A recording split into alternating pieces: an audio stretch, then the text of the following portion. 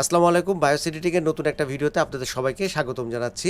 HP ল্যাপটপে আমরা কিন্তু একটা প্রবলেম পাই, অন করলে HP in point security on করার পরে এরকম একটা মেসেজ চলে আসে। এই প্রবলেমটা হলে কিভাবে এটাকে সলভ করা যায় সেই বিষয়টা নিয়ে আজকে কথা বলবো। যদিও এটার ফুল ডিটেলস ভিডিওটা আজকে করা সম্ভব হবে না, আমি কিছু প্রসিডিউর বলবো, প্লাস হচ্ছে যে এই ধরনের প্রবলেম হলে আপনারা আমার সাথে যোগাযোগ করে এই প্রবলেমটা সলভ করে নিতে পারেন।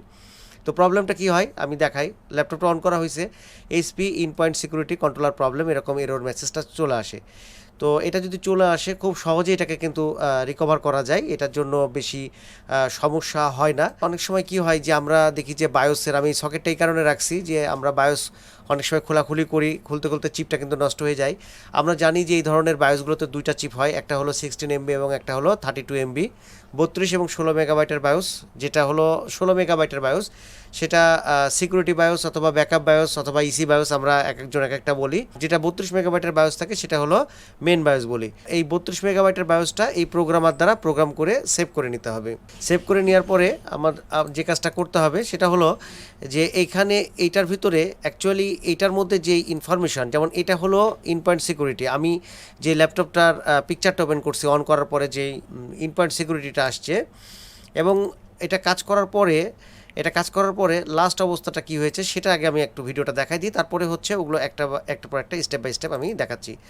দেখেন, যখন এটা হলো ব্যাটারি এরর, এটা battery error, SP battery alert, এটা ব্যাটারিটা প্রবলেম আছে। তো যখন ল্যাপটপটা কি করা হয়, এটার আগে আর একটা ভিডিও আছে। এটা যখন এটা আনলক করা হয়, প্যাচ করা হয়, তখন ম্যানুফ্যাকচার মোডটা আনলক হয়ে যাবে। ম্যানুফ্যাকচার মোড আনলক হয়ে যাবে এরকম 34 থেকে আপনার কাউন্টডাউন শুরু করে আস্তে আস্তে নিচে আসবে। আমি এটা দেখাই দিচ্ছি, দেখবেন যে সিস্টেম বুটিং ম্যানুফ্যাকচার মোড, এই যে প্রোগ্রাম মোড আনলক, ঠিক আছে, এরকম এমপিএম আনলক হবে। এই টাইমের মধ্যে আবার কি করতে হয়, ডিএমআইটা মানে এটা ইনজেক্ট করে দিতে হয়, তাহলেও হয়। এখন এটা ইনজেক্ট করব কি করে, খুবই ইজি, এটার জন্য এক্সট্রা কোনো সফটওয়্যার ব্যবহার করার প্রয়োজন হয় না। এটার যে কাজটা করতে হবে সেটা হলো ম্যানুফ্যাকচার মোড যখন আনলক হবে তখন বায়োসে গিয়ে সেট সিকিউরিটি ডিফল্ট করে বের হয়ে আসতে হবে। বের হয়ে আসার পরে আপনার যেটা করাপ্টেড ফাইল, যেটা হলো নষ্ট ফাইল, যেটা দিয়ে আপনার এই মেসেজটা আসতেছিল, ইন পয়েন্ট সিকিউরিটি মেসেজটা আসতেছিল, সেই ফাইলটাই আপনি কি করবেন, আবারও প্রোগ্রাম করে দিবেন, আবারও যেখানে ছিল যেভাবে ছিল সেভাবে প্রোগ্রাম করে দিবেন। ইন পয়েন্ট সিকিউরিটিটা এররটা চলে যাবে, ইন পয়েন্ট সিকিউরিটি এরর চলে যাবে। এটার জন্য আমাদেরকে কয়েকটা কাজ করতে হবে। যেমন এই যে ইন পয়েন্ট এরর প্যাচ, এটা অনেক কিছু করা লাগে, এটা কয়েকভাবে করা যায়, 3-4টা প্রসেস আছে। যেমন এটার মধ্যে VSS2 স্টোর আছে, এনভি র্যাম যে ডাটার মধ্যে, সেটা ব্ল্যাঙ্ক করে ফেলতে হয়, সেটা কেউ করে অনেকে। আবার এই যে ইএক্সি ফাইল যেটা আছে, যেটা আপনি ধরেন যে অফিসিয়াল সাইট থেকে ডাউনলোড করলেন, ইএক্সি ফাইল যেটা, এই ইএক্সি ফাইলটার মধ্যে যে এই দুটা ফাইল দেয় সেটা তো বায়োস রিজন এবং মি রিজন দুটাই দেয়।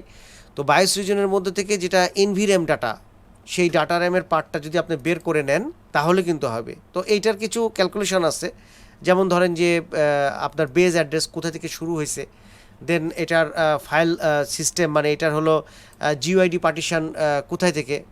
তো এই জিনিসগুলো আপনার ডাটাগুলো কালেক্ট করতে হবে। যে 3-4টা প্রসেস আছে যেগুলো সহজ, সবগুলোই সহজ, তো এক একজন এক এক রকমভাবে করতে পারে, যার যেটা ভালো লাগে।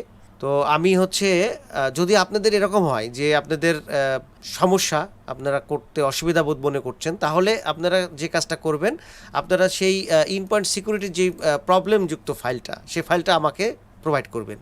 তো প্রোভাইড করলে আমি আপনাকে এরকম একটা প্যাচ ফাইল তৈরি করে দেবো, এরকম একটা সে 32 মেগাবাইটেরই প্যাচ ফাইল তৈরি করে দেবো। এই ফাইলটা আপনি প্রোগ্রাম করবেন, প্রোগ্রাম করলেই আপনার ম্যানুফ্যাকচার মোড আনলক হয়ে যাবে, এমপিএম ম্যানুফ্যাকচার মোড আনলক হয়ে যাবে। আনলক হয়ে গেলে আপনি জাস্ট সেট সিকিউরিটি ডিফল্ট করবেন, করে আপনি আপনার করাপ্টেড ফাইলটা আবার প্রোগ্রাম করবেন, আপনার 100% ইন পয়েন্ট সিকিউরিটি রিমুভ হয়ে যাবে। দ্যাটস ইট, এটা ছাড়া আর কিচ্ছু নাই।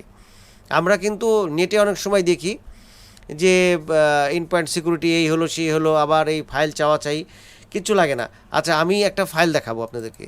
এটা হলো যখন ল্যাপটপটা আসছিল আমার কাছে, তো তখন হচ্ছে আমি সাউন্ডটা মিউট করে দিচ্ছি, তখন দেখেন আমি দেখাচ্ছিলাম যে HP in point security on করার পরে ল্যাপটপটা এরকম মেসেজ। তো এরকম যদি হয়ে যায়, এটা কেন হয়, যখন দুইটা বায়োসের মধ্যে ডাটা মিসম্যাচ হবে, 16 MB এবং 32 এর মধ্যে মিসম্যাচ হবে, দেন আপনার ইন পয়েন্ট সিকিউরিটিটা চলে আসতে পারে। এবার চলে আসলো, আসার পরে আমরা কি করব, আমরা হচ্ছে ফাইলটাকে সেভ করে নেব। আচ্ছা, আর ফাইনালি ল্যাপটপটা যখন রান সেই রান অবস্থাতে পিকচারটা হলো এটা, একদম ডেস্কটপ চলে আসবে, কোনো রকম এরর নাই, অন করলে ডেস্কটপ চলে আসবে। এটা বোধহয় এখানে একটু আছে ভিডিওর অংশটা, আমি দেখি, আমি একটা ভিডিও নিয়ে রাখছি অবশ্যই। এটা ব্যাটারি অ্যালার্ট, হ্যাঁ হ্যাঁ এই যে এখানে ব্যাটারি অ্যালার্টের মেসেজ আছে। ব্যাটারি অ্যালার্টের মেসেজের পরে আর কিন্তু ম্যানুফ্যাকচার কিছু নাই, কিছুই আসবে না, একেবারে সহজ প্রসেস। কিন্তু এগুলো অনেক সময় আমরা জটিল মনে করি। তো এইটা হচ্ছে আপনার 800 G1 থেকে G8, G1 থেকে G8 হলো একই প্রসেসে, এই প্যাচ প্রসেসেই চলে। তারপরে আপনার G9 থেকে G11 এর সিস্টেম আবার আলাদা আছে, ওইটা আলাদা, আরেক সময় ভিডিও করব। জাস্ট এই জন্য বললাম যে আমরা অনেক সময় এই ধরনের প্রবলেম ফেস করি। তো সেক্ষেত্রে আমরা কি করব আমরা বুঝতে পারি না, নতুন করে বায়োস করাও ঝামেলা মনে হয়। তো কিচ্ছু করতে হবে না, আপনাদের এরকম অসুবিধা হলে আপনারা সেই করাপ্টেড ফাইলটা জাস্ট আপনারা প্রোভাইড করবেন, আমি প্যাচ দিয়ে দেবো, আপনারা তারপরে এটাকে এমপিএমটা দেখবেন যে খুলে গেছে, তারপরে কাজ করতে পারবেন। আর এই যে এনভিরাম ডাটা, যেটা এনভিরাম ডাটা, এটার মধ্যে আসলে কি হয়, এটার মধ্যেই থাকে হলো VHS2 ডাটা। এই যে ডাটাগুলো আছে, এই ডাটাগুলোর সাথে আমাদের 16 MBর কোনো মিসম্যাচ হচ্ছে কিনা দেখেন। একটা ডটের সিরিয়াল নাম্বারও যেমন এখানে আছে 3, ঠিক আছে, আবার ইসির ফাইলে আছে হচ্ছে 4, ইন পয়েন্ট সিকিউরিটি চলে আসবে। এখন একটা করে দুইটা ফাইল মিলানো কিন্তু খুব কঠিন ব্যাপার। তো আর একটা কাজও করতে পারেন, এটাও সহজ। ওইটা হলো ওই ইসি ফাইল যেটা 16 MB ফাইল, সেই 16 MB ফাইলের মধ্যে যেটা যেখান থেকে আপনার হচ্ছে শুরু হবে, এই মানে HPMUD দিয়ে যদি সার্চ দেন, ইউএফআই টুলসে MUD দিয়ে যদি সার্চ দেন, তো সেখান থেকে ডাটাটাকে আপনি ব্ল্যাঙ্ক করে দিতে পারেন। তো সবচেয়ে সহজ প্রসেস হচ্ছে EXE ফাইল ডাউনলোড করে সেখান থেকে ব্ল্যাঙ্ক VHS2 স্টোর এখানে রিপ্লেস করা, এইটা একটা প্রসেস হতে পারে। 2 নম্বর প্রসেস হতে পারে যে আপনার হচ্ছে VHS2 সরাসরি ইউএফআই টুলসে ব্ল্যাঙ্ক করে ফেলা। এখন আজকের ভিডিওতে আমি সেই প্রসেসটার মানে দেখাচ্ছি না, সেই প্রসেসগুলো দেখাতে গেলে ভিডিও বড় হবে, এবং এগুলো আমি একটা করে দেখাবো, আপনাদের সাথে শেয়ার করব, কোনো অসুবিধা নাই। তো আমি জাস্ট এই কারণেই করলাম যে আমরা অনেক ভাইরা আছি যে এই ধরনের প্রবলেমে হয়তো সলভ করতে পারতেছে না, অসুবিধা বোধ মনে হচ্ছে।